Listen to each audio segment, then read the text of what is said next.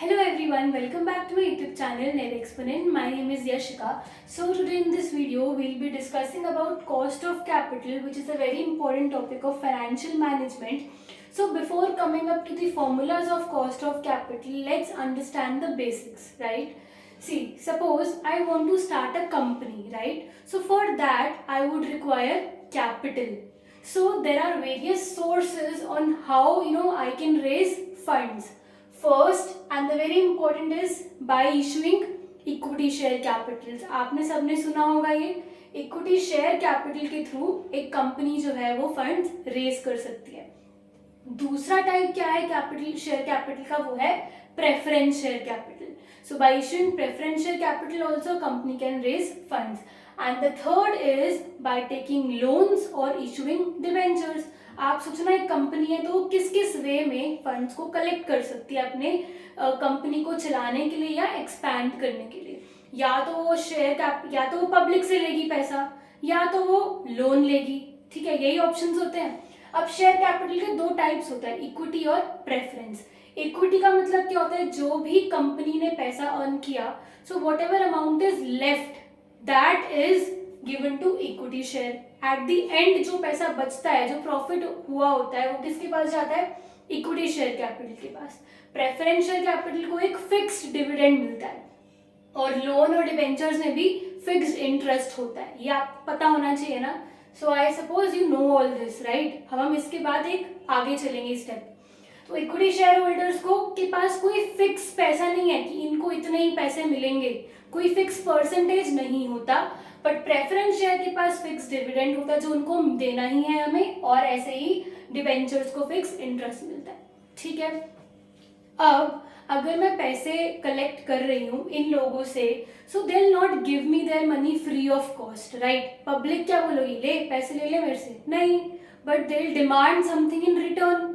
Similarly, if I issue debentures, if I take loan, they'll not give me their money free of cost, but I'll have to incur a cost, to raise funds. So in this video, we are going to calculate the cost of the individual, individual sources of funds. So cost of capital is basically the cost incurred by the business to finance, these source of funds. अगर आपको पैसे चाहिए तो आप उसके लिए कुछ return में दोगे इन्हें, तो वो होती है कॉस्ट ऑफ कैपिटल. ये तो हुआ सिंपल टर्म्स में क्या होता है cost of capital. But now if I talk about technical language, then in other words you can say cost of capital is the minimum required rate of return expected by the business, right. इसका मतलब क्या है कि अगर मेरे को पैसे इकट्ठे करने हैं अपने बिजनेस के लिए, तो मैं क्या एक्सपेक्ट करूंगी कि एटलीस्ट ये जो है मेरे को पैसा एटलीस्ट मिनिमम रिटर्न तो इतना मिले कि मेरी कॉस्ट जो मुझे लग रही है मैं उसको ओवरकम कर पाऊं. तो और हम क्या बोल सकते हैं, it is the minimum expected rate of return, कि इतना तो मुझे मिले ही मिले रिटर्न, क्योंकि मुझे ये कॉस्ट बियर करनी पड़ेगी. ठीक है. So this is the basics of cost of capital. आपने कैपिटल बजटिंग के बारे में सुना होगा, कैपिटल स्ट्रक्चर के बारे में सुना होगा. तो कैपिटल स्ट्रक्चर क्या होता है, डिसाइड करना कि कितना इक्विटी होना चाहिए, कितना प्रेफरेंस होना चाहिए, कितना लोन के थ्रू होना चाहिए. So all this is capital structure. If you don't know about the basics of financial management, the fundamentals, so I've already made a lot of videos on FM. You can go and watch out there. Only then you will be able to understand the cost of capital. So moving ahead, now let's discuss on how do you calculate each of the cost. So coming to the cost of debentures or loan. So cost of debentures is, the symbol of this is KD. KD मतलब cost of debentures. मैंने आपको starting में क्या बताया था, debentures को हम क्या देते हैं, interest. So you pay interest, right, to the debenture holder. So अब हम एज अ कंपनी की तरह सोचेंगे. हम कंपनी है, ठीक है, हमारे लिए कॉस्ट क्या होगी अगर मैंने पैसे लिए. सपोज मैंने ना पैसे लिए डिबेंचर्स इशू करके, मेरे पास पैसे आए, ठीक है, बट मेरे लिए कॉस्ट क्या हुई, मेरे को उनको इंटरेस्ट देना पड़ेगा. यहाँ तक समझ में आया. तो मेरे लिए कॉस्ट क्या हुई, interest. So the cost of debt is equal to interest, क्योंकि ये मेरी कॉस्ट है, मेरे को इंटरेस्ट देना पड़ेगा, ब्रैकेट्स 1 माइनस टी। अब ये 1 माइनस टी क्या होता है? इंटरेस्ट जो है वो टैक्स डिडक्टेबल होता है, मतलब आपको एक टैक्स सेविंग मिलती है। अगर आपको इसके बारे में नहीं पता, so I already made a video, तो बेसिक्स आप क्लियर कर लो पहले। So interest is always tax deductible, which means that interest के बाद आप टैक्स पे करते हो तो आपको कुछ सेविंग मिलती है। सो that is why this is tax saving, ठीक है। So interest brackets 1 minus T. अब खुद सोचो डिनोमिनेटर में क्या आएगा। डिनोमिनेटर में क्या आएगा? डिनोमिनेटर मतलब आप किसी चीज से उसको कंपेयर कर रहे हो, राइट? किसी चीज की रेशियो निकाल रहे हो, तो आप इंटरेस्ट किस पे निकालोगे, ये हमें सोचना है। So we'll not mug up the formulas, we'll understand the logic. मैं कोशिश करती हूँ अपने हर वीडियो में आपको हर फॉर्मूला का लॉजिक समझाऊं, ताकि आपको ये याद ना करना पड़े, आपको लॉजिक समझ में आए। तो डिनोमिनेटर में क्या आएगा इस फॉर्मूले में? तो देखो, अगर मैं लोन ले रही हूँ, ठीक है, तो उसके दो अमाउंट होते हैं मेरे। एक अमाउंट होता है अमाउंट रिसीव्ड, ठीक है, और एक अमाउंट होता है जो हम अमाउंट को जब हम रिडीम करेंगे तो कितना पैसा देंगे। दो अमाउंट होते हैं। जब मैंने आपसे लोन लिया, ठीक है, तो मेरे को कुछ पैसा मिला आपसे, जो लोन मिला, that is amount received. But ये मैं पैसे लेकर थोड़ा बैठ जाऊंगी, obviously I have to return that money back, ठीक है। तो जब भी सपोज आपने मेरे को 2 साल के लिए लोन दिया, so after 2 years I have to return that money back to you with interest, so that is called as redemption value. तो लोन में दो वैल्यूज होती हैं, एक होती है अमाउंट रिसीव, जितना लोन मुझे मिला आपसे, और मुझे कितना वापस करना है, ठीक है। अब आप बताओ, इनमें से आप इंटरेस्ट किस पे कैलकुलेट करोगे? What should come in denominator? So amount received should come in denominator. जितना पैसा मुझे आपसे मिला, मैं ऑब्वियसली उसी पर आपको इंटरेस्ट दूंगी, right? So in finance this amount received is denoted by B0। किससे डिनोट करते हैं? B0। It is also called as net proceeds. Net proceeds means amount received, ठीक है। सो अब ये निकालते कैसे अमाउंट रिसीव्ड? मुझे कितना पैसा आपसे मिला, तो अमाउंट रिसीव्ड क्या बता, आपने बोला क्या प्लीज मेरे को कुछ डिस्काउंट दे दो, ठीक है, तो मुझे डिस्काउंट माइनस करना पड़ेगा। आपने मुझसे कुछ डिस्काउंट मांगा, या फिर कोई और कॉस्ट मैंने इनकर करी, सपोज इशू करने की कॉस्ट कुछ लग जाए, तो वो भी मुझे माइनस करना पड़ेगा।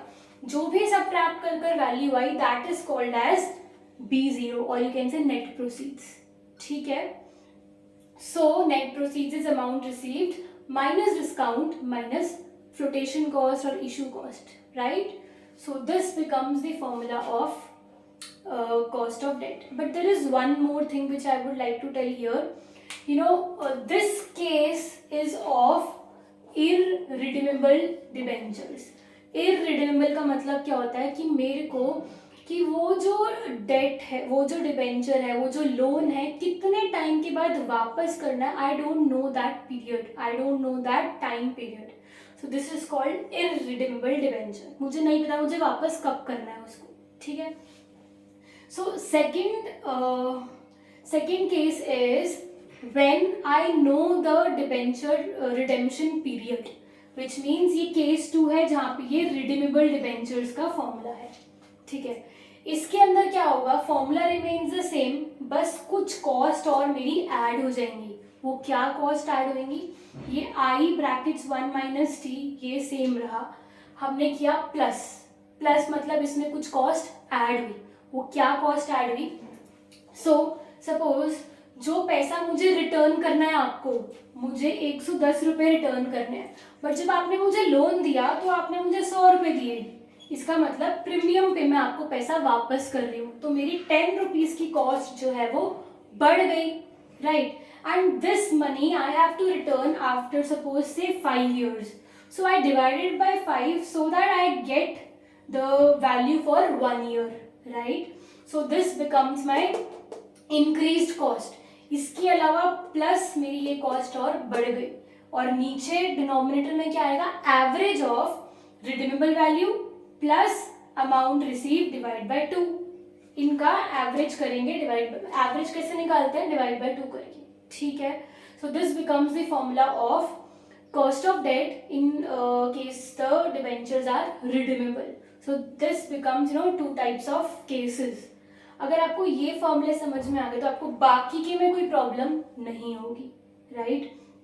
Okay, coming to the second formula and that is of preference shares. ठीक है, जैसे लोन पे फिक्स्ड इंटरेस्ट होता है वैसे ही प्रेफरेंस शेयर पे फिक्स्ड डिविडेंड होता है.